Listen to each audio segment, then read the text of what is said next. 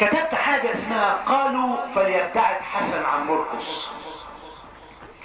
قالوا فليبتعد حسن عن مرقس فكان قول الحاقدين. فكيف لحسن ان يبتعد عن مرقس وهم متجاورين؟ وكيف لهم ان يتفرقوا وهم لتراب مصر منتمين؟ وهل لهم ان يتفرقوا وهم لنفس النوائب محتملين؟ قالوا فلنقتل حسن ومرقس لنهدم حلم الحالمين. قلنا والله هذا حقا قول الفاشلين. فهل يا من تريدون التفرقة كنتم يوما معمرين؟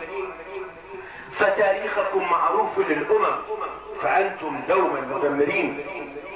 فهل في تاريخكم ضمدتم يوما جريحا من المجروحين أو خففتم آلام طفل كان على آبائه من النائحين؟ بل وكنتم دوما خنجرا في قلب الوطن مع الطاعنين، وخرجتم عن ولائكم لمصرنا وكنتم مع الخائنين.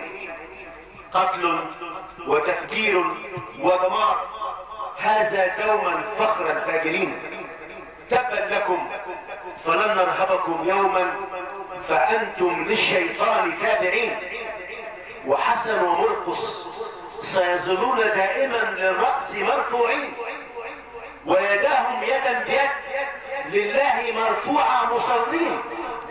ومصرنا عزيزة بين الأمم وبوحدتها مفتخرين، وناركم سوف تأكلكم وأهلنا بإذن الله ناجين. فرب العباد قد ذكر المحروسة وجعلنا من المباركين.